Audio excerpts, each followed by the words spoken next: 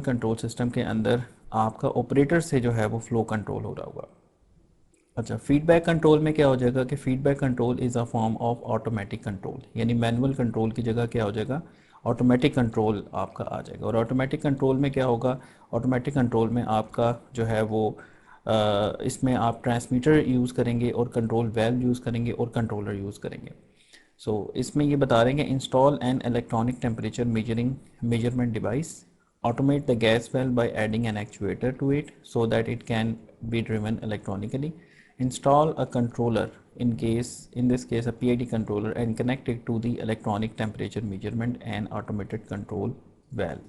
ठीक है। अच्छा, अब a PID controller has a set point, ठीक है, that the operator can set to the desired temperature and the controller's output sets the position to the control valve। ये सारी चीज़ें हम डिस्कस कर चुके हैं, अभी मैंने आपको इसमें ऑटोमेटिक कंट्रोल में जो है इसको एक्सप्लेन कर दिया है कि इसमें सेट पॉइंट होगा कंट्रोलर के अंदर, क्या होगा, सेट पॉइंट, ठीक है, और इसको पीवी मिलेगा ट्रांसमीटर से। अब एस पी माइनस पीवी हमारा एरर सिग्नल जनरेट होगा, वो एरर सिग्नल जाएगा कंट्रोलर के अंदर और कंट्रोलर से फिर एक आउटपुट जनरेट होगी, ठीक है, जो कि कंट्रोल्ड आउटपुट कहलाएगी, या इसको हम मैनिपुलेटेड वेरिएबल भी कह सकते हैं, जो कि आपके फाइनल कंट्रोल एलिमेंट जिसको कंट्रोल वेल्व कहेंगे, प्लांट भी इसको कहा जाता है, ये प्लांट, दिस इज़ प्लांट और प्रोसेस, तो इसको आउटपुट मिलेगी आपके कंट्रोलर से and then it will regulate the flow. So then based on the error and the PID controller's tuning constants, the controller calculates an appropriate controller output that opens the control valve to the right position for keeping the temperature at the set point. If the temperature should rise above its set point, the controller will reduce the valve position and vice versa। ठीक है, अगर तो set point से आपका temperature बढ़ना शुरू हो जाएगा तो इसका मतलब है इसको फ्लो को कम करना है, ठीक है, तो ये वेल्व को बंद करवाएगा। इसको हम कहते हैं रिवर्स सेक्शन, कि अगर आपका पीवी इंक्रीज़ हो और आपका जो कंट्रोलर है उसकी आउटपुट डिक्रीजिंग जो है वो आउटपुट उससे जनरेट हो, तो इसको हम रिवर्स सेक्शन भी कहते हैं। ये आगे हम पढ़ेंगे डायरेक्ट एक्शन और रिवर्स सेक्शन क्या होते हैं, ये बड़ा इंपॉर्टेंट है। मैं जब कंप्यूटर इस पर काम करता था एलन ब्रैडले के ऊपर, तो उसमें ये पूछ रहा था कंट्रोलर के अंदर, पीआईडी कंट्रोलर की ट्यूनिंग मैंने की हुई है उसमें एलन ब्रैडले के अंदर, तो उसमें जो है ये पूछा जाता है कि डायरेक्ट एक्टिंग है या रिवर्स एक्टिंग है। इसके अलावा हमें प्रोसेस की नेचर के बारे में भी पता होना चाहिए, जो कि हम आगे डिस्कस करेंगे कि प्रोसेस की नेचर क्या है, फिर उसके ऊपर आप कंट्रोलर अप्लाई करते हैं। आप ऐसे ब्लाइंडली कंट्रोलर नहीं लगा सकते कि पीआईडी कंट्रोल लगा दें, ऐसा नहीं होता। पहले आपको प्रोसेस को समझना होगा कि प्रोसेस की नेचर क्या है, फिर उसके ऊपर आपको उसके अकॉर्डिंगली सूटेबल कंट्रोल लगाना होगा, ताकि आपकी जो डिज़ायर्ड ट्रांजिएंट करैक्टरिस्टिक्स हैं और स्टेडी स्टेट करैक्टरिस्टिक्स हैं वो आप अचीव कर सकें। अच्छा, ये है जी एक ब्लॉक डायग्राम जिसमें क्या है, सेट पॉइंट है और मेजरमेंट सिग्नल आ रहा है जिसको पीवी कहते हैं, कंपेयर हो रहे हैं, कंपेयर के बाद एसपी माइनस पीवी या एसपी माइनस एम, एक ही बात है, इससे एरर सिग्नल जनरेट हो रहा है जो कि फर्दर आगे एम्पलीफायर जो है यहाँ पे लिखा हुआ है एम्पलीफायर को जा रहा है, बेसिकली पीआईडी इसके अंदर लगा हुआ है। और फिर उसके बाद फिर मैनिपुलेटेड वेरिएबल जनरेट हुआ जो कि आगे प्रोसेस टैंक को चला गया, आपके प्रोसेस को चला गया, यहाँ पे वेल्व भी हो सकता है और इसमें डिस्टर्बेंस भी होती हैं, फ्रिक्शन वगैरह, जो डिस्टर्बेंसेस वगैरह हैं वो भी यहीं पे एक्ट करती हैं, और फिर उससे क्या होता है कि आपकी जो आउटपुट होती है, ओवरऑल आउटपुट प्रोसेस की जिसको आप मेजर कर रहे हैं सेंसर से, वो अफेक्ट होती है। तो हमारा काम क्या है कि इस कंट्रोल क्लोज लूप कंट्रोल का मकसद ये होता है कि ये जो आउटपुट है इसको सेट पॉइंट के करीब लेकर आना, यानी एस पी माइनस ये जो पी वी है it ideally should be zero, जिसको स्टेडी स्टेट एरर बोलते हैं, जो कि हमने फीडबैक कंट्रोल में पढ़ा हुआ है, type zero, type one, type two, उसमें हमने पढ़ा हुआ है कि टाइप ज़ीरो सिस्टम जो होते हैं वो यूनिट स्टेप को ट्रैक कर सकते हैं लेकिन उनमें स्टेडी स्टेट एरर आता है, और टाइप वन जो होते हैं वो आपकी जो पैराबोलिक इनपुट होती है उसको ट्रैक कर सकते हैं और उन पे यूनिट स्टेप पे ज़ीरो स्टेडी स्टेट एरर होता है। और जो थर्ड हैं सेकंड टाइप के, ठीक है, सेकंड टाइप के सिस्टम वो पैराबोलिक इनपुट को भी ट्रैक कर सकते हैं, लेकिन वो पैराबोलिक को ट्रैक कर सकते हैं और उस पर जो स्टेप इनपुट होती है और उसमें जो आपकी रैंप इनपुट्स होती हैं उसको उस पर उनका एरर ज़ीरो हो जाता है। यानी टाइप टू सिस्टम सबसे अच्छे सिस्टम हैं जो कि जिन पे स्टेप इनपुट पे और रैंप इनपुट पे स्टेडी स्टेट एरर ज़ीरो होता है। अच्छा, अब इसकी समरी हम देखते हैं कि controlled variable, output quantity of the system, manipulated variable, error signal, set point, measurement, close loop, open loop, feedback control और फीड फॉरवर्ड कंट्रोल। ये पिछली डायग्राम जो मैंने एक्सप्लेन किया है उससे ही ये उसको एक्सप्लेन कर रहा है। अच्छा, अब इसमें एक और कंट्रोल भी है जो सबसे सिंपल कंट्रोल है, वो होता है रिले बेस्ड कंट्रोल। ठीक है, उसको मैथमेटिकली सिग्नम फंक्शन से रिप्रेजेंट करते हैं, और ऑन ऑफ कंट्रोल या रिले कंट्रोल। अब एक रिले बेस्ड कंट्रोल में जस्ट ऑन ऑफ हम करवाते हैं एक्चुएटर को, यानी एक्चुएटर क्या करता है, ऑन है या आइदर ऑफ है। तो उससे क्या होता है कि जो पीवी होता है वो सेट पॉइंट के अक्रॉस ऑसिलेट करता है, वो सेट पॉइंट को कन्वर्ज नहीं करता, ऑसिलेट करता है उसके अराउंड। तो that is the basically a disadvantage of on off control system, के उसमें आपका जो पीवी है वो ऑसिलेट करता रहता है, कन्वर्ज नहीं करता। जैसे इसकी एग्जांपल, इसकी एक एग्जांपल आपके एयर कंडीशनर होता है कमरे का, अगर उसके अंदर conventional air compressor based AC लगा हुआ है तो उसमें या कंप्रेसर ऑन होगा या ऑफ होगा, तो उसमें वो जो टेम्परेचर आपके रूम का होता है वो ऑसिलेट करता रहता है सेट पॉइंट से। जब वो ज़रा कम हो जाता है सेट पॉइंट से तो कंप्रेसर चल जाता है, और जब वो कंप्रेसर चल जाता है उसके बाद आपका जो है वो शूट कर जाता है टेम्परेचर अपने सेट पॉइंट से ऊपर, तो फिर कंप्रेसर आपका ऑन हो जाता है। यानी ऑन ऑफ कंप्रेसर आपका हो रहा है, जिससे आपका जो कमरे का टेम्परेचर है वो ऑसिलेट कर रहा है अपने सेट पॉइंट से। इसी तरह यहाँ पे देखें, आपका जो लेवल सिस्टम है, जो टैंक का लेवल सिस्टम है, इसमें भी अगर आप देखें कि आपके आपके दो लेवल्स यहाँ पे डिफाइन है, L1 और L2। ठीक है, इनको देखते हुए क्या हो रहा है कि इसमें L1 और L2 ये आपके दो लेवल्स हैं, और आपका जो प्रेशर सेंसर है वो है P1, जो कि यहाँ पे जो है इसको लेवल को मेजर कर रहा है और आगे एक स्विच को ऑपरेट करवा रहा है। जैसे आपका लेवल L1 को टच करता है, सोलेनाइड से फ्लो आना शुरू हो जाता है, और जैसे ये लेवल L2 को टच करता है तो ये आपका जो है सोलेनाइड आपका इसको इसको इसको ओपन कर देता है, यानी फ्लो को रोक देता है। तो फ्लो को कंट्रोल आपका जो है ये this is an on off control, जिसमें आप देख रहे हैं कि फ्लो को कंट्रोल किया जा रहा है as an on off control.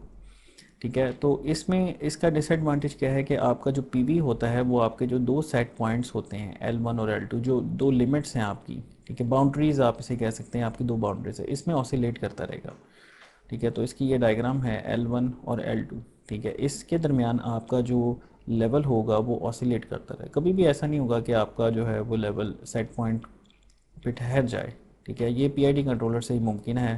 P controller, ये आगे हम देखते हैं कि पी कंट्रोलर जो है उसके क्या बेनिफिट होते हैं, आई के क्या बेनिफिट होते हैं, डी के क्या बेनिफिट होते हैं, फिर इनकी कॉम्बिनेशन यूज़ होती है पी आई पी डी और पी आई डी कंट्रोल, ये आगे हम देखते हैं इनके बेनिफिट्स। तो उस पे जाने से पहले ये ऑन ऑफ कंट्रोल का भी हमें आइडिया होना चाहिए कि एक ऑन ऑफ कंट्रोल सबसे सिंपलेस्ट कंट्रोल है, जो कि आइदर ऑन आइदर ऑफ का कमांड देता है एक्चुएटर को, लेकिन उसका नुकसान ये होता है कि हम कभी भी अपने सेट पॉइंट को अचीव नहीं कर सकते, ऑसिलेट करता रहता है हमारा जो प्रोसेस वेरिएबल है। On off control control signal is either 0% और 100%। ठीक है, control at the set point not achievable at that band must be incorporated. It is useful for large sluggish systems, particularly those incorporating electric heaters. अच्छा, next अब हम आते हैं proportional control. Proportional control में क्या होता है कि जो एरर सिग्नल के प्रोपोर्शनली कंट्रोलर जो है वो अपनी आउटपुट जनरेट करेगा। It's just like y is equal to M X, equation होती है y is equal to M X plus C, तो उसमें m जैसे है, m is the proportional gain, आप उसको गेन कह सकते हैं, that is the proportional gain. ठीक है, और c उसमें क्या होगा, ऑफसेट, जो कि एक्चुएटर को ओपन रखने के लिए आपको सर्टन ऑफसेट चाहिए, उसको ऑफसेट कहेंगे। अच्छा, अब इसमें हम देखते हैं कि the proportional control mode is the most in cases the main driving force in a controller. It changes the controller output in proportion to the error. If the error gets bigger, the control action gets bigger. This makes a lot of sense since more control action is needed to correct large errors. The adjustable setting for proportional control is called controller gain, यानी KC, that is the very important gain, KC, proportional gain. अच्छा, इसमें एक proportional band भी होता है, कुछ controllers के अंदर प्रोपोर्शनल बैंड के तौर पे भी इसको डिफाइन किया जाता है। तो इसमें एक रिलेशन होता है कि proportional gain is 100 over proportional band. ठीक है, 100 ओवर प्रोपोर्शनल बैंड, ये आगे हम देखते हैं। A higher controller gain will increase the amount of proportional control action for a given error. If the controller gain is set too high, the control loop will begin oscillating and becomes unstable. अगर आप अपनी controller gain को बहुत ज़्यादा बढ़ा देंगे ना तो आपका कंट्रोलर बहुत एग्रेसिव हो जाएगा, और इतनी एग्रेसिवनेस की वजह से उसमें ऑसिलेशंस आ जाती हैं। और अगर हद से ज़्यादा आपने उसकी एक लिमिट से ज़्यादा की बढ़ा दी है तो आपका सिस्टम अनस्टेबल हो जाएगा, यानी उसके जो पोल्स होंगे वो जो उसकी इमेजिनरी एक्सिस को क्रॉस करके राइट हाफ प्लेन पे चले जाएंगे।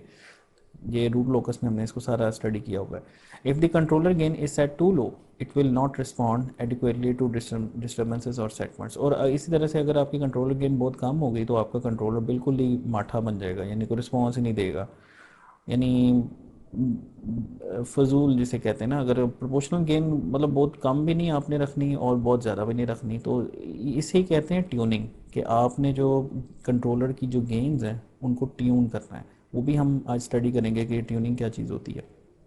अच्छा, अब प्रोपोर्शनल एक्शन में क्या होगा कि आपका ये एरर सिग्नल अगर इस तरह की फॉर्म है उसकी स्टेप की, तो उसका जो कंट्रोलर प्रोपोर्शनल एक्शन कंट्रोल होगा वो भी बिल्कुल सिमिलर शेप में होगा। ठीक है, जस्ट इसको एक मल्टीप्लाइंग फैक्टर से मल्टीप्लाई करना है, के सी बढ़ाएंगे तो ये आपका जो प्रोपोर्शनल एक्शन है ये बढ़ता जाएगा।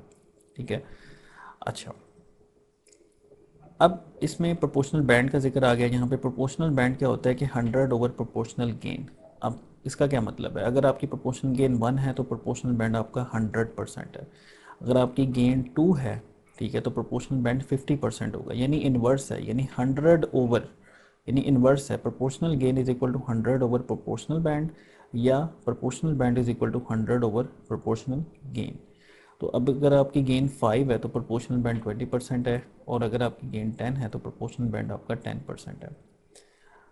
तो ये बस इस चीज़ का ख्याल रखना है कि अगर प्रोपोर्शनल बैंड ज़्यादा होगा इसका मतलब है गेन कम है, और अगर प्रोपोर्शनल बैंड कम है तो इसका मतलब है गेन ज़्यादा है। तो इसमें बस ये पॉइंट था समझने वाला। अच्छा, अब आते हैं प्रोपोर्शनल ओनली कंट्रोलर।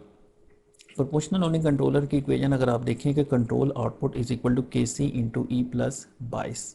ये 22 हम इसमें ऐड कर रहे हैं। ये 22 जो है कंट्रोल वेल्व को ओपन रखने के लिए चाहिए होता है, कि जैसे आप गाड़ी चलाते हैं, आप गाड़ी में जो है वो एक न्यू सेट पॉइंट पे पहुंच जाते हैं स्पीड इंक्रीज़ करके। तो अगर आपका set point minus P V zero हो गया तो आपका एक्चुएटर बंद हो सकता है, यानी ज़ीरो सिग्नल अगर कंट्रोलर से जनरेट होगा तो एक्चुएटर आगे बंद होगा। ऐसा नहीं होता, एक्चुएटर को कुछ ना कुछ खुला रहना ज़रूरी होता है ताकि वो अपना जो कंट्रोल लूप है वो चलता रहे। इसलिए इसमें 22 को ऐड करते हैं, 22। ठीक है, the controller output is simply the output of the proportional control mode plus a bias. The bias is needed so that the controller can maintain an output set at 50% while there is no error, यानी अगर उसमें कोई error ना हो। अच्छा, तो the use of proportional control alone has a large drawback. अब जो प्रोपोर्शनल एक्शन होता है इसका नुकसान ये है सिर्फ इसमें कि इसमें आपका जो स्टेडी स्टेट एरर आ जाता है, यानी जो आपने सेट पॉइंट दिया होता है उसमें और आपके जो प्रोसेस वेरिएबल है उसमें जो है थोड़ा सा एरर आ जाता है, स्टेडी स्टेट एरर आता है।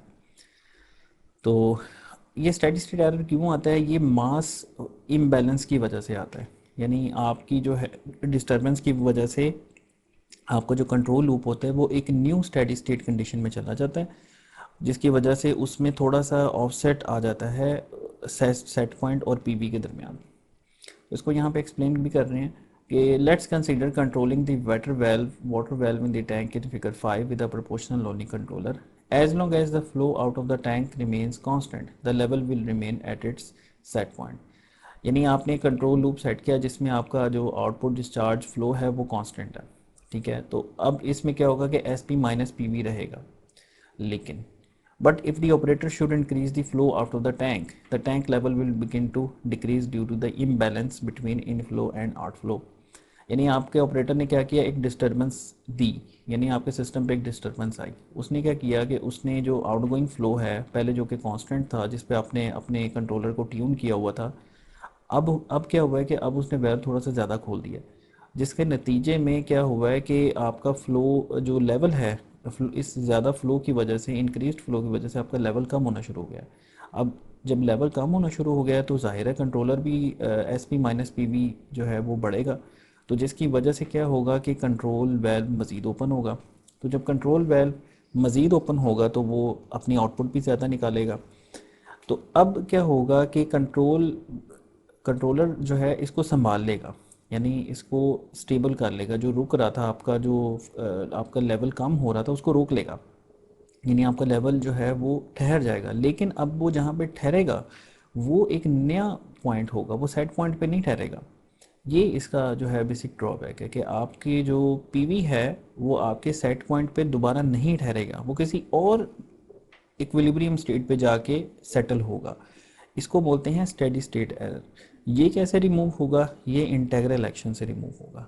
अगर आप इसमें इंटीग्रल एक्शन लगा देंगे तो वो ये जो ऑफसेट जनरेट हो गया था इसको कवर अप कर जाएगा। इसलिए हम इंटीग्रल एक्शन यूज़ करते हैं कि हमारा जो ऑफसेट है वो ख़त्म हो जाए। तो while the tank level decreases, the error increases and our proportional controller increases the controller output proportional to this error.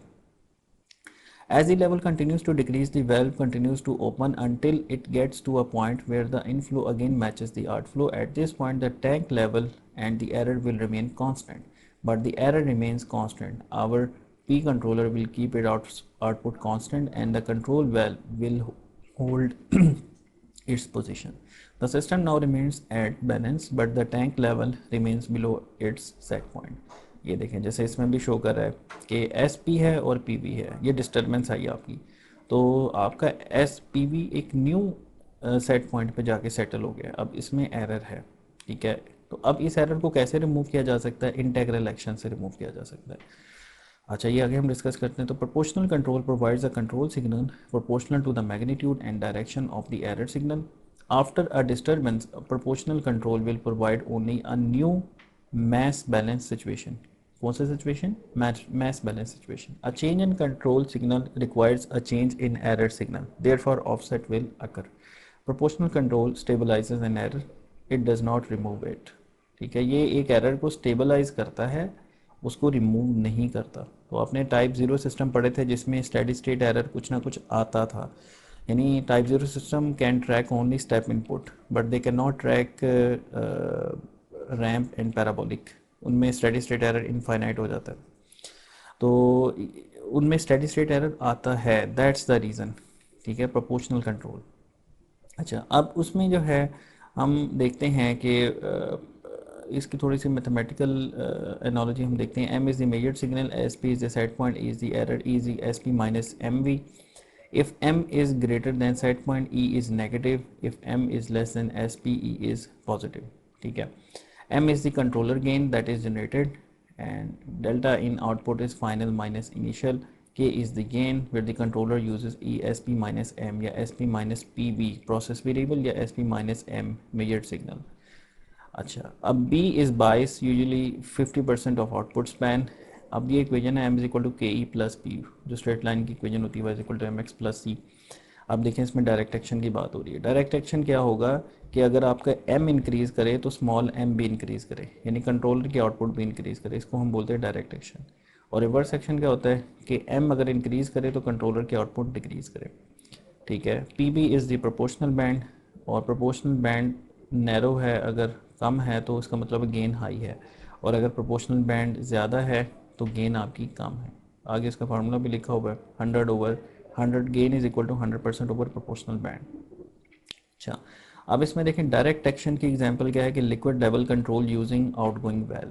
आप आउटगोइंग वेल्व को जो है आउटगोइंग वेल्व से अपने लेवल को कंट्रोल करें। अगर आपका लेवल इंक्रीज़ होगा तो क्या होगा कि आप आउटगोइंग वेल्व को भी ज़्यादा ओपन करेंगे ताकि ज़्यादा फ्लो आउट हो और आपका जो पीवी है वो सेट पॉइंट पे आके मीट करे, तो ये डायरेक्ट एक्शन है। रिवर्स एक्शन में क्या होगा कि temperature control of furnace with incoming gas flow control. ये हम डिस्कस कर चुके हैं कि अगर टेम्परेचर बढ़ेगा तो आप इनकमिंग का जो वेल्व है उसको बंद करवाएंगे ताकि आपका जो टेम्परेचर है वो अपने सेट पॉइंट को मीट करे। तो ये है डायरेक्ट एक्शन और रिवर्स एक्शन के बारे में कुछ इन्फॉर्मेशन। अच्छा, अब कुछ इसमें हम देखते हैं कि what is the gain of a controller with a proportional band of 40% and 200%। अगर 40% आपकी गेन है, अगर आपका प्रोपोर्शनल बैंड है 40%, तो आपकी गेन क्या होगी 100% ओवर 40%, दैट इज़ 2.5। ठीक है, एट 2.5। और अगर आपकी प्रोपोर्शनल बैंड है 200% तो आपकी गेन कितनी होगी 0.5। ठीक है, तो what will be the proportional band setting in percentage for a controller with a gain of 3। अगर आपकी गेन 3 है तो 100/3 is 33% is your P B. और अगर आपकी गेन 0.4 है तो पीबी आपका 250% होगा। तो ये है प्रोपोर्शनल बैंड और प्रोपोर्शनल गेन के आपस में रिलेशनशिप। कुछ कंट्रोलर में गेन यूज़ होती है, कुछ में प्रोपोर्शनल बैंड यूज़ होता है। अच्छा, अब इसमें इसके अंदर हम देखते हैं कि इसमें वही एक्सप्लेन किया हुआ है कि अगर आपका जो है प्रोपोर्शनल एक्शन, उससे एक ऑफसेट आता है, ठीक है, उसमें क्या होगा कि एक ऑफसेट जनरेट होगा एसपी और पीबी के दरमियान, और अगर आप अपनी प्रोपोर्शनल गेन को बढ़ा देंगे तो ये ऑफसेट थोड़ा सा कम हो जाएगा लेकिन रहेगा। और अगर आप अपनी प्रोपोर्शनल गेन और ज़्यादा बढ़ा देंगे, यानी अपना पीबी और नैरो कर देंगे या अपनी प्रोपोर्शनल गेन और ज़्यादा बढ़ा देंगे, तो सिस्टम आपका ऑसिलेटरी हो जाएगा। और अगर इससे भी ज़्यादा बढ़ा देंगे तो सिस्टम आपका अनस्टेबल हो जाएगा। यानी आप अपने कंट्रोलर को अगर हम देखें, ऊपर से नीचे आप क्या कर रहे हैं, अग्रेसिव कर रहे हैं, यानी इस ऊपर से नीचे तक आप अपने कंट्रोलर को एग्रेसिव कर रहे हैं, गेन बढ़ा रहे हैं और पीबी कम कर रहे हैं।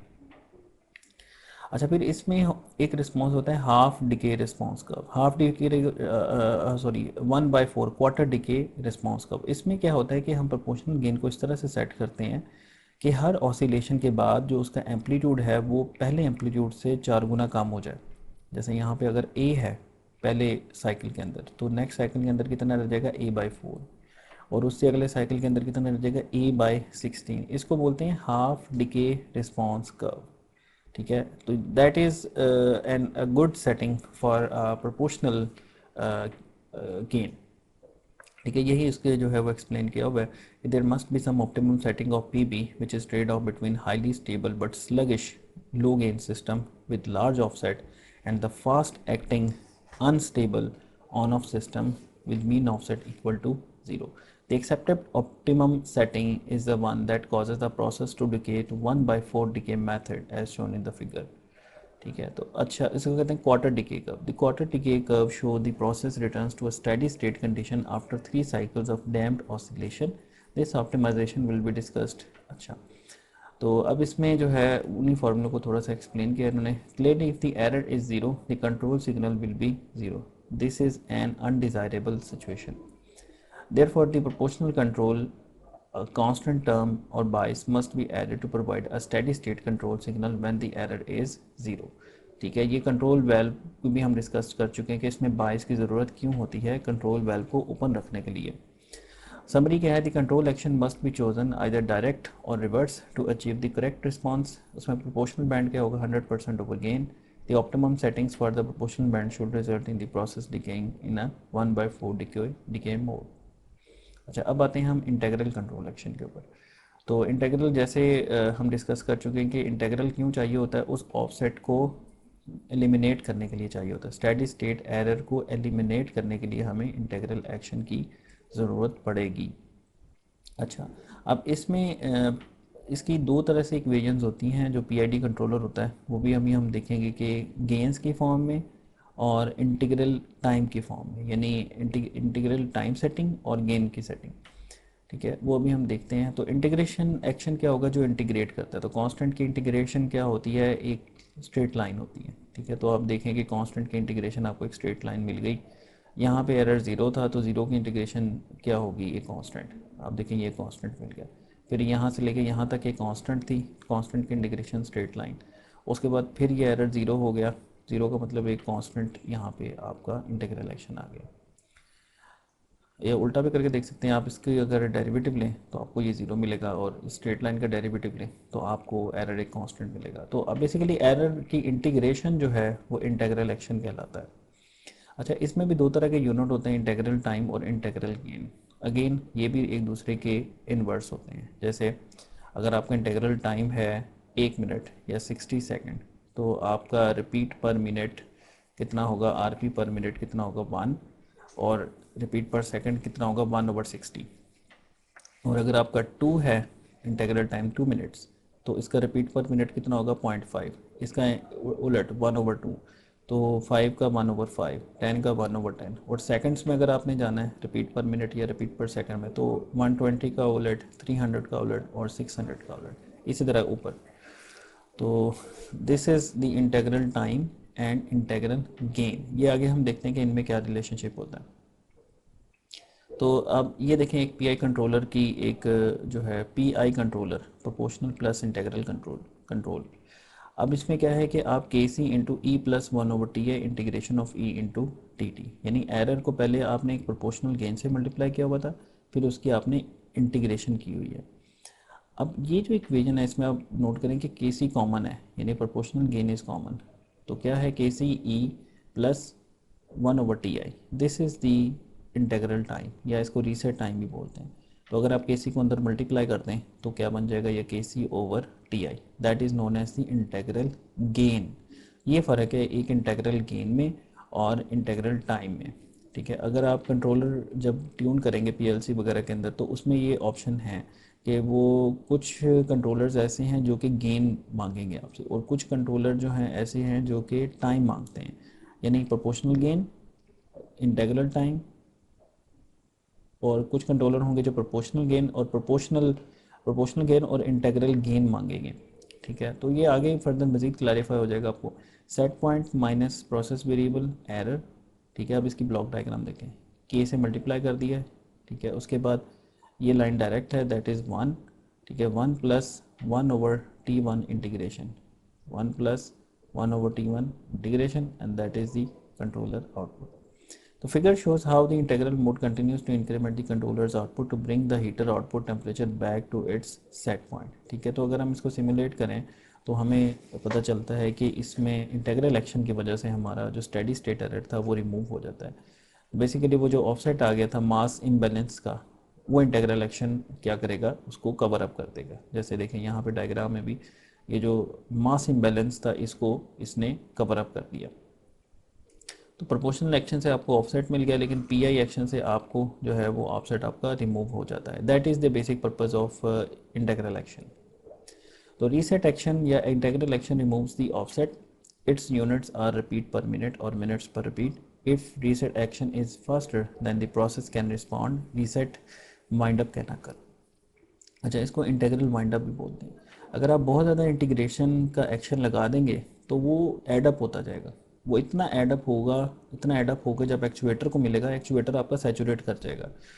अब जाहिर है आपने इंटीग्रेशन जो की होगी वो एकदम तो नहीं ख़त्म होनी, उसको टाइम लगना है, उसको आपको जो है फिर इंटीग्रल रीसेट करना पड़ता है, यानी आपको रीसेट करेंगे तो फिर आपका जो एक्चुएटर है वो नॉर्मल हालत में वापस आएगा, नहीं तो वो सैचुरेट हो जाएगा। तो इंटीग्रल एक्शन अगर बहुत ज़्यादा आप लगा दें तो ये ख़तरा होता है कि आपका जो प्रोसेस है, जो वेल्व है, वो सैचुरेट कर जाता है। तो उसकी एक बाउंड्स होनी चाहिए, एक लिमिट्स में आपने जो है उसको अप्लाई करना है, और ऑसिलेशंस भी इससे पैदा हो सकती हैं, ये आगे हम डिस्कस करते हैं। Reset action makes a control loop less stable, इससे स्टेबिलिटी कम होती है। अच्छा, नेक्स्ट आता है डेरिवेटिव एक्शन। डेरिवेटिव एक्शन जो होती है, अच्छा इसमें प्रोपोर्शनल एक्शन को कहते हैं प्रेजेंट एक्शन, इंटीग्रल एक्शन होती है पास्ट हिस्ट्री यानी जिसमें इंटीग्रेशन होती है, और डेरिवेटिव एक्शन होता है एंटिसिपेटरी एक्शन, यानी आने वाला जो, यानी अगर उसमें कोई चेंज है, जैसे अभी आप देखें कि आपका जो एरर सिग्नल है उसमें चेंज है लीनियर।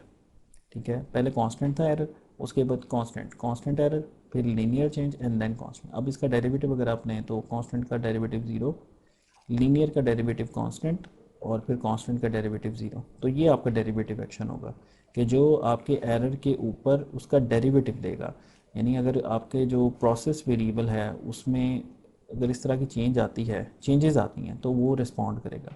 अगर आपके प्रोसेस वेरिएबल में चेंज नहीं है, यानी S P minus P V constant है, तो उसमें क्या होगा कि डेरिवेटिव एक्शन खामोश रहेगा, वो उस पर रिएक्ट नहीं करेगा। तो derivative control mode produces an output based on the rate of change of the error. तो derivative mode is also called the rate, इसको सिर्फ रेट बोलते हैं, रेट भी कहते हैं इसको। और इससे पहले जो इंटीग्रल एक्शन था उसको हम जो है वो रीसेट एक्शन भी बोलते हैं। The derivative mode produces more control action if the error changes at a faster rate.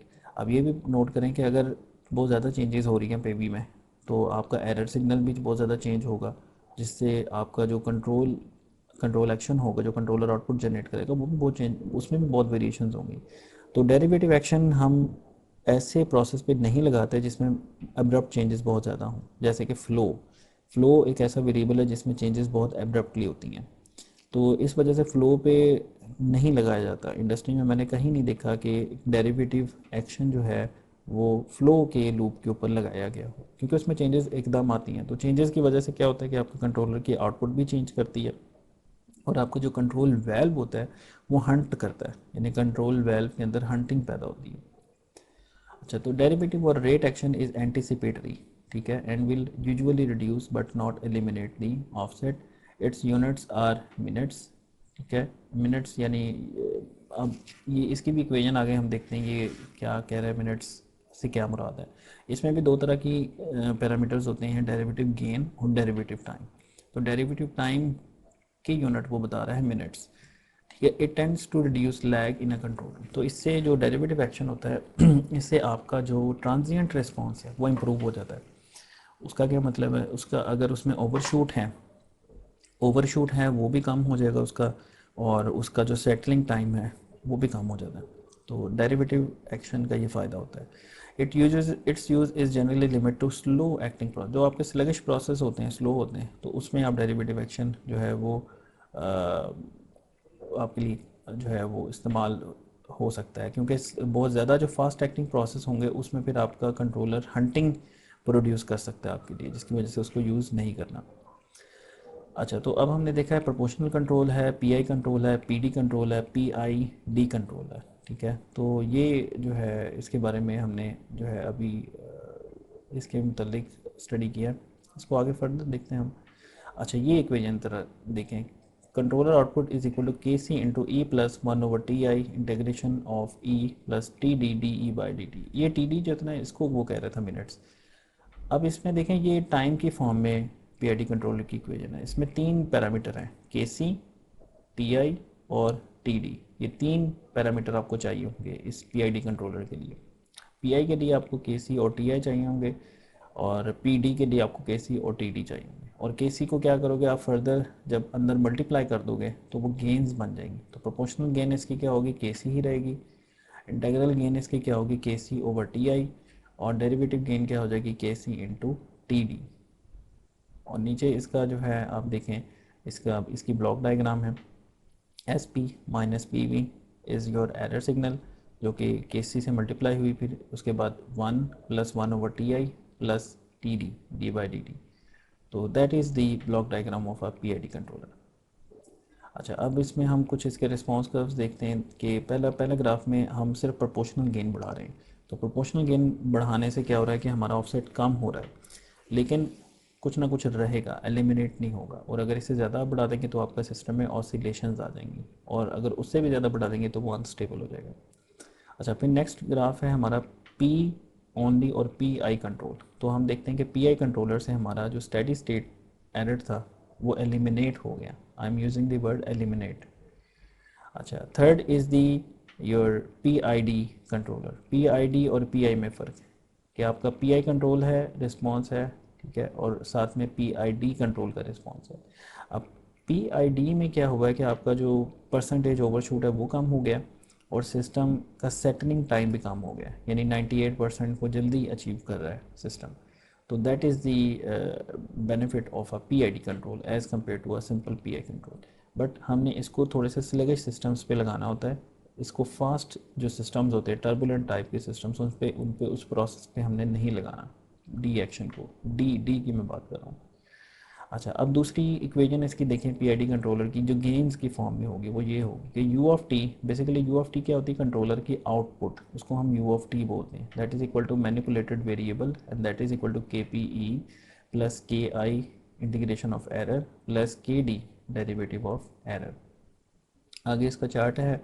Chart में बताता है कि के पी को अगर आप इंक्रीज़ करेंगे आपका राइज टाइम कम हो जाएगा, ओवरशूट आपका इंक्रीज़ हो जाएगा, सेटलिंग टाइम कम हो जाएगा, थोड़ी सी चेंज आएगी उसमें, स्टेडी स्टेट एरर आपका कम होगा, स्टेबिलिटी उसकी डिग्रेड करेगी या डिटीरियोरेट करेगी।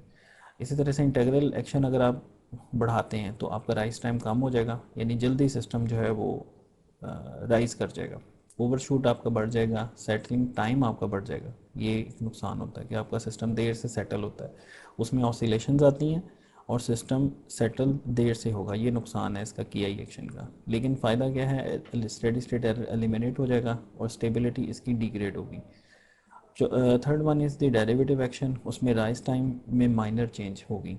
ठीक है। ओवरशूट आपका कम हो जाएगा, सेटलिंग टाइम भी कम हो जाएगा। तो ये दो इंपॉर्टेंट इसके बेनिफिट्स हैं, सेटलिंग टाइम और ओवरशूट। स्टेडी स्टेट एरर पे जो है कोई ख़ास फ़र्क नहीं पड़ेगा, और स्टेबिलिटी जो है वो बेहतर होगी अगर आप उसकी जो है आपकी गेन कम हो। ज़्यादा गेन करेंगे तो स्टेबिलिटी जो है वो डिटीरियोरेट हो सकती है।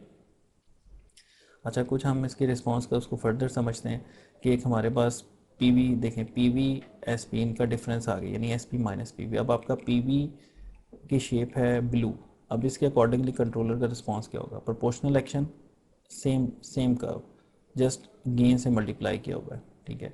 इंटीग्रल एक्शन, इसकी इंटीग्रेशन की हुई है, ये देखें कांस्टेंट की इंटीग्रेशन क्या होती है? ज़ीरो। और डेरिवेटिव एक्शन क्या करेगा? डेरिवेटिव लेगा, कांस्टेंट का डेरिवेटिव ज़ीरो, तो डेरिवेटिव एक्शन इज़ ज़ीरो।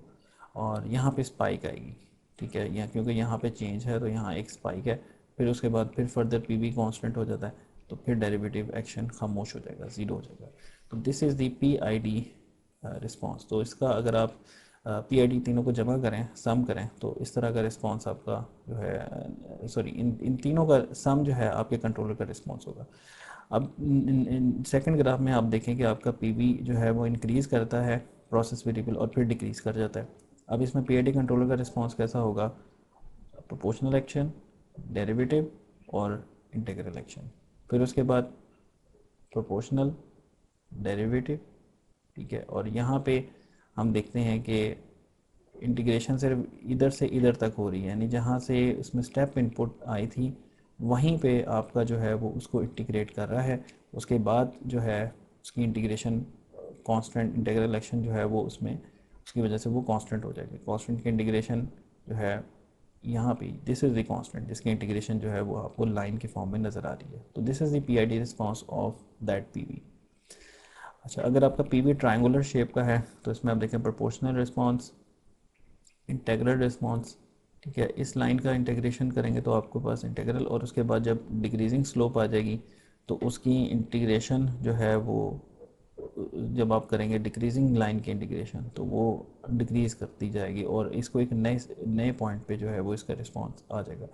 अच्छा, अब डेरिवेटिव लें ज़रा आप इसका। कांस्टेंट का डेरिवेटिव ज़ीरो, इस लाइन का डेरिवेटिव कांस्टेंट, और इसी तरीके से ये नेगेटिव स्लोप है तो नेगेटिव स्लोप का डेरिवेटिव क्या होगा? नेगेटिव कांस्टेंट, ठीक है, नेगेटिव कांस्टेंट, उसके बाद फिर डेरिवेटिव एक्शन ज़ीरो, ठीक है। तो that is basically zero for that response. ये वाई एक्सिस से इसको कंफ्यूज ना करेंगे, बेसिकली इसका इसके अकॉर्डिंगली इसका रिस्पॉन्स है। इन तीनों का सम जो है वो आपके कंट्रोलर की आउटपुट होगी।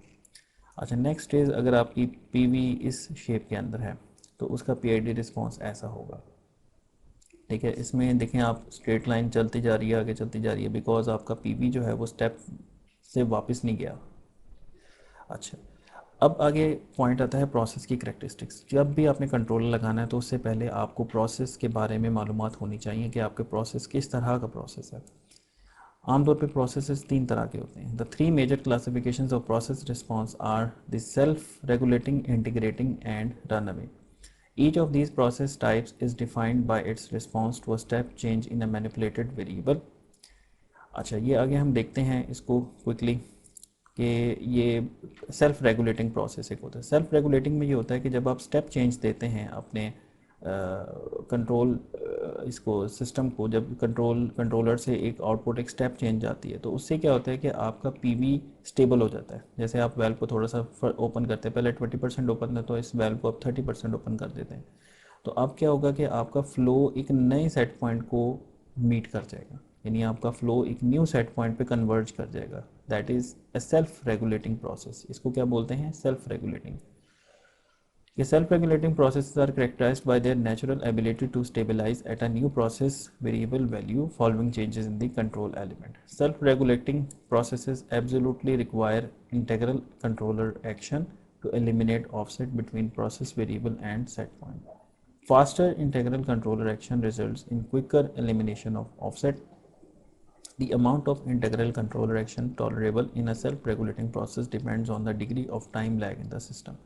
Too much integral action will result in oscillating, just like too much proportional action.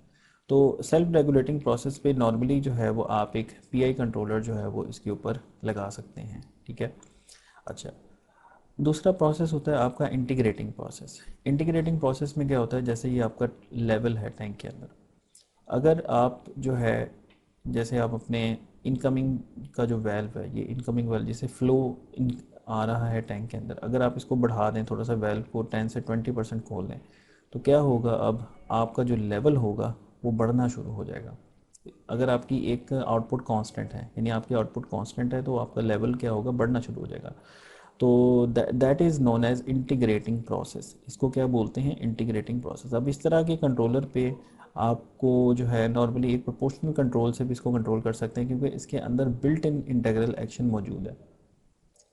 तो इसकी इक्वेशन हम देखते हैं, D V by D T, V is the volume is equal to Q in minus Q out, and del V will be equal to, यानी change in volume is equal to integration of zero to time T Q in minus Q out into D T.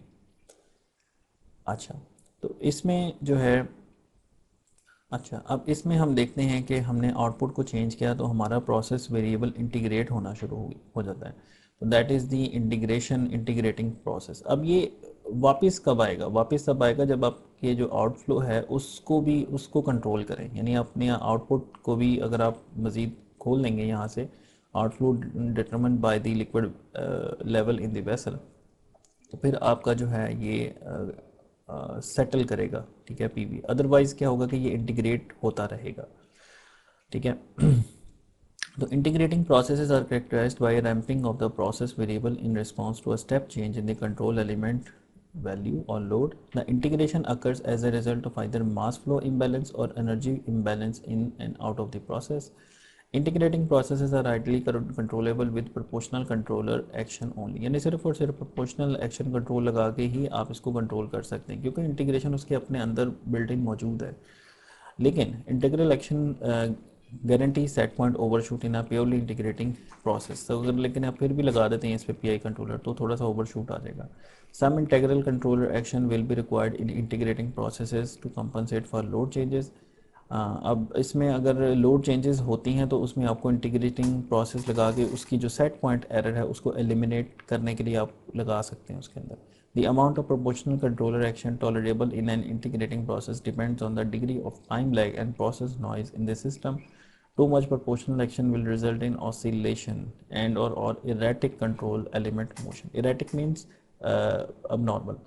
An integrating process will become self-regulating if sufficient negative feedback is naturally introduced. This usually takes the form of loads varying with the process variable. जैसे अभी हमने देखा कि हमारा जो integration थी वो रुक गई थी, वो उसमें लोड को हमने वेरी कर दिया था आगे फर्दर।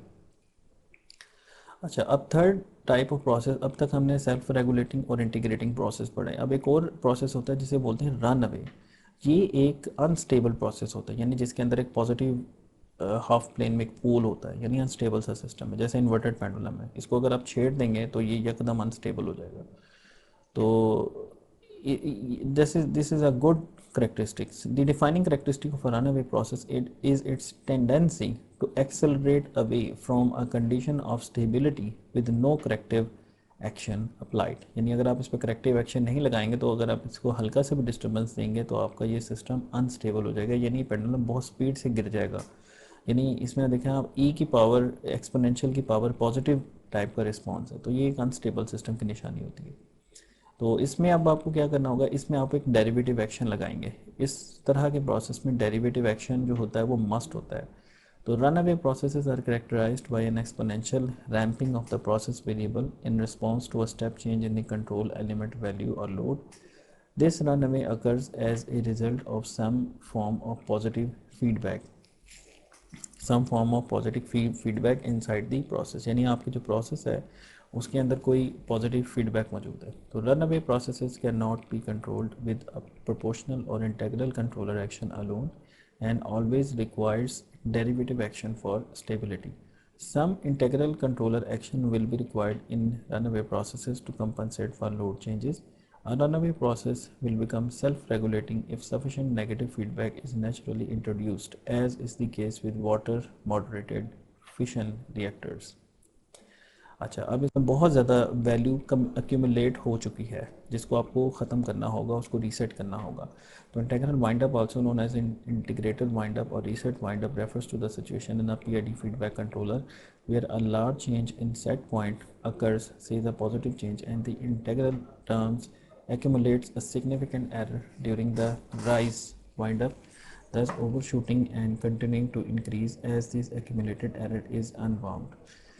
Solution इसका क्या है? In initializing the controller integral to a desired value, for instance to the value before the problem, increasing the set point in a suitable ramp, disabling the integral action until a to be controlled process variable has entered the controllable region, preventing the integral term from accumulating above or below predetermined bounds. तो ये एक इसका अच्छा एक solution है कि आप एक बाउंड डिसाइड कर लें जिससे ज़्यादा ऊपर और नीचे जो है वो आप जाने ना दें। अच्छा, back calculating the integral term to constant the process output within the feasible bounds.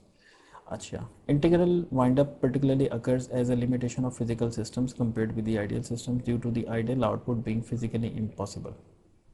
Integral windup was more of the problem in analog controllers. Within the modern distributed control systems and programmable logic controller, it is much easier to prevent integral windup by either limiting the controller output or by using external reset feedback, which is means of feedback the selected output in the integral circuit. अच्छा, अब ये देखें, इसमें direct acting controller जो हम पहले भी discuss कर चुके थे उसकी एक छोटी सी दोबारा मैंने एक इसमें पिक्चर ऐड किया ताकि आपका कॉन्सेप्ट ज़रा और मज़ीद बेहतर हो जाए कि पीवी इंक्रीज़ होगा तो कंट्रोलर अपनी आउटपुट भी इंक्रीज़ करेगा। ठीक है, इस केस के अंदर ना, जैसे अगर आपका लेवल जो है, ये एग्जांपल मैंने पहले भी दी थी, अगर आपका लेवल बढ़ता है सेट पॉइंट से तो आपका पीवी इसका मतलब इंक्रीज़ कर रहा है, तो कंट्रोलर क्या करेगा, वेल्व को क्या करेगा, वेल्व को उसके अकॉर्डिंगली वेल्व जो ड्रेन वेल्व है इसको भी ओपन कराएगा ज़्यादा ताकि ज़्यादा फ्लो निकले, बाहर निकले, ताकि आपका जो पीवी है वो सेट पॉइंट पे वापस आए। तो अगर आप पीवी बढ़ाएं और आपका आउटपुट भी इंक्रीज़ करें कंट्रोलर की, तो इस तरह की कंट्रोलर को कहते हैं डायरेक्ट एक्टिंग। और रिवर्स एक्टिंग से क्या मुराद है? रिवर्स एक्टिंग ये होता है कि आप पीवी बढ़ाएं, ठीक है, आपका जो पीवी है वो इंक्रीज़ करे, लेकिन आपका जो आगे से कंट्रोलर का जो रिस्पांस है वो कम हो। जैसे एग्जांपल मैंने दी थी ये फ्यूल की, जो फर्नेस को जा रहा है, या इस जो आपकी है आपका टैंक है, ये बॉयलर का है, यानी आप आपका अगर लेवल इंक्रीज़ करता है सेट पॉइंट से, तो आप आपके जो इनकमिंग वेल्व है उसको बंद करवा देते हैं, यानी PV increases output decreases, that is known as reverse acting controller. अच्छा, अब हम लास्ट सेक्शंस के अंदर हम चलेंगे, थोड़ा सा हम मैथमेटिकल एनालिसिस करते हैं कि मैथमेटिकली हमने अपने कंट्रोल सिस्टम को, पीआई कंट्रोलर को कैसे सॉल्व करना होता है। अब PI controller is apply to a system with the plant transfer function. ठीक है, ये आपके पास एक कंट्रोल सिस्टम की ब्लॉक डायग्राम है जिसके अंदर आर ऑफ एस है और वाई ऑफ एस है, इनका डिफरेंस है एरर ई ऑफ एस, जो कि किसको जाएगा, कंट्रोलर को, सी ऑफ एस को, और उससे एक आउटपुट जनरेट होगी जिसको हम क्या कहेंगे, यू ऑफ एस, वो जाएगी जी ऑफ एस को, यानी प्रोसेस, यानी आपका जो वेल्व है, और उससे फिर फर्दर क्या होगा, वाई ऑफ एस अफेक्ट होगा। तो पहले हमने इसके फिजिकल मीनिंग्स देखे थे, अब हम इसके मैथमेटिकली इसको सॉल्व करके देख रहे हैं। Assuming that the proportional and integral gains are both equal to 1, यानी आपको अब प्रोपोर्शनल और इंटेग्रल गेन्स दी हुई, गेन दी हुई है आपको, यानी टाइम नहीं है, ये गेन है, दीज आर इक्वल टू 1।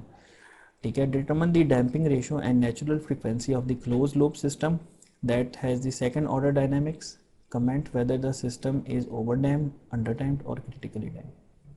तो सबसे पहले आप क्या करेंगे, अपने कंट्रोलर का ट्रांसफर फंक्शन बनाएं।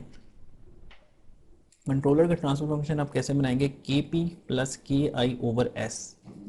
इंटीग्रल एक्शन में आपको पता है कि 1 ओवर एस होता है, और डेरिवेटिव एक्शन में एस से मल्टीप्लाई हो जाएगा, तो के P plus K I over S. के पी इस प्रोपोर्शनल गेन किया है, इस इंटीग्रल गेन दोनों आपको 1 दी हुई हैं, तो ये हो जाएगा 1 प्लस 1 ओवर एस, जो कि फर्दर सॉल्व करेंगे तो आपका आ जाएगा S O S, S plus 1 over S. अब आपके दो ट्रांसफ़र फंक्शन है, सी ऑफ एस आगे आपके पास, जी ऑफ एस आपको गिवन है, इन दोनों को मल्टीप्लाई करें और फिर close loop transfer function find करें। उसकी इक्वेशन क्या थी, G of S over 1 plus G of S, यानी ये यूनिटी फीडबैक सिस्टम है ना आपका, एच ऑफ एस इसमें 1 है, तो इसकी एक क्लोज लूप ट्रांसफर फंक्शन यानी सी एल टी एफ क्या होगा, G of S over 1 plus G of S. तो इसको अगर हम सॉल्व करें सारे स्टेप्स को तो हमारे पास आता है s+1/s²+3s+1, ये हमारे पास एक सेकंड ऑर्डर सिस्टम है। अब सेकंड ऑर्डर सिस्टम में हमें पता है कि इसको हम इक्वेट करेंगे, इसकी जो डिनोमिनेटर है उसको हम इक्वेट करेंगे s²+2 zeta omega n s+ओमेगा n² के साथ। ये देखें के omega n² /s²+2 zeta omega n s+ओमेगा n²। तो इसमें अगर आपका ज़ीटा ग्रेटर देन 1 होता है तो ये ओवर डैम्प्ड सिस्टम होता है, और अगर आपका ज़ीटा लेस देन 1 होता है तो ये अंडर डैम्प्ड होता है, और अगर ये इक्वल टू 1 होता है तो ये क्रिटिकली डैम्प्ड आपका सिस्टम होता है, और अगर ज़ीटा 0 होता है तो वो एक अनडैम्प्ड सिस्टम होगा। तो आप इक्वेट करें इस ट्रांसफ़र फंक्शन को अपने जो है डिज़ायर ट्रांसफ़र फंक्शन को जो आप चाह रहे हैं उसके साथ इक्वेट करें तो आपका आ जाएगा एस के, तो इसमें 2 zeta omega n = 3 and omega n² = 1। तो omega n² = 1 means omega n = 1 and 2 zeta omega n = 3, that means your zeta is 3/2, which is 1.5. 1.5 is greater than 1, that means that is an overdamped system। ये एक overdamped system है। तो यही पूछा हुआ था, determine the damping ratio and natural frequency of the close loop system. ठीक है, आपको प्रोपोर्शनल गेन और इंटीग्रल गेन देके ये पूछ रहे थे कि जी इसकी डैम्पिंग रेशियो निकाल दें और नेचुरल फ्रीक्वेंसी निकाल दें, जो हमने निकाल दी है। और फिर वो कहते हैं comment whether the system is over damped, under damped और क्रिटिकल। तो सिस्टम इज़ ओवर डैम्प्ड। ठीक है, तो ये एक न्यूमेरिकल प्रॉब्लम हमने देखा इसका पीआई कंट्रोलर का। इसी तरह से पीआईडी का भी होगा। अच्छा, आगे हम एक और न्यूमेरिकल देखते हैं। For the above system, calculate the gains of a PI controller to make the damping ratio equal to 0.8 and natural frequency equal to 2 radian पर सेकेंड। अब आपसे वो कह रहा है कि गेन्स निकाल के दें KP और KC। ठीक है, जिससे क्या होगा कि आपकी डैम्पिंग रेशो 0.8 आए और आपकी नेचुरल फ्रीक्वेंसी 2 रेडियन पर सेकेंड हो जाए। तो इसमें पहले तो आप सबसे पहले कंट्रोलर का ट्रांसफर फंक्शन देखें KP + KI/S, तो ये क्या हो जाएगा S × KP + KI/S। तो KP is your proportional gain and KI is your integral gain. अच्छा, इसके फॉन्ट यहाँ पे ज़रा कम नज़र आ रहे हैं कि अब मैंने इसको ज़रा फॉन्ट को जूम कर लिया। तो KP + KI/S that will be equal to S1/S into S KP + S KI। ये आपका कंट्रोलर का ट्रांसफ़र फंक्शन आ गया, और प्रोसेस का ट्रांसफ़र फंक्शन आपको गिवन है 1/S + 2। इन दोनों को मल्टीप्लाई करें और इसका क्लोज लूप ट्रांसफ़र फंक्शन निकाल लें। तो क्लोज लूप ट्रांसफ़र फंक्शन आपके पास आ रहा है S KP + KI/S² + 2 + KP × S + KI। इसको इक्वेट कर लें जनरल फॉर्म, नहीं इसमें अब आप अपनी जनरल फॉर्म लिखें। अब आपको ज़ीटा और ओमेगा n गिवन होगा, ज़ीटा आपको गिवन है 0.8 और ओमेगा n 2, तो इसको जनरल फॉर्म के अंदर पुट करें और वहाँ से एक करेक्टरिस्टिक इक्वेशन आ जाएगी आपको, उसके बराबर इसको कर दें, यानी इक्वेट कर दें उन दोनों को। जैसे ये देखें S² + 2 zeta omega n + omega n²। ठीक है, तो इसमें ज़ीटा आपको गिवन है, ज़ीटा और ओमेगा n आपको गिवन है, वो इसमें पुट कर लें। तो आपके पास जो है इक्वेशन करेक्टरिस्टिक क्या बनेगा S² + 3.2S + 4। इसके इक्वल आप रख दें अपने जो क्लोज लूप ट्रांसफ़र फंक्शन की इक्वेशन थी S² + 2 + KP × S + KI। तो यहाँ से हमें क्या मिलेगा, we will get S² + 2 + KP S + KI equate this, इन दोनों को इक्वेट करें, इस इक्वेशन को और इन दोनों इक्वेशंस को इक्वेट करें अगर आप एक्सप्रेशंस को, तो उससे आपके पास KP आ जाएगा। आपके पास KP आ रहा है कि पहले तो आपके पास KI आ जाएगा, KI = 4, KI = 4। ठीक है, और 2 + KP = 3.2 and KP will be 1.2। तो इस तरह से आपके पास गेन्स ऑफ PI कंट्रोलर आ गई, KP is 1.2 and KI is 4। तो ये तो हमने एक फीडबैक कंट्रोल का मैथमेटिकल एनालिसिस करके जो है गेन्स निकाली है KP और KI। नेक्स्ट लेक्चर में इंशाल्लाह ताला हम जो है PID कंट्रोलर की ट्यूनिंग को डिस्कस करेंगे। ठीक है, जो कि एक्सपेरिमेंट जब हम करते हैं कि एक्सपेरिमेंट के साथ आप अपनी गेन्स की ट्यूनिंग करें, वो हम देखेंगे ज़िगलर निकोल्स के मेथड 1 और मेथड 2। ओपन लूप मेथड और क्लोज लूप मेथड, दो मेथड होते हैं उसके।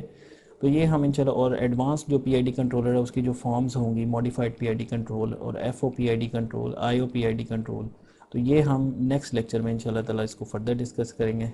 आज के लेक्चर के लिए PID कंट्रोलर के मुतालिक सिर्फ इतना ही हम डिस्कस करेंगे। So thank you very much for listening.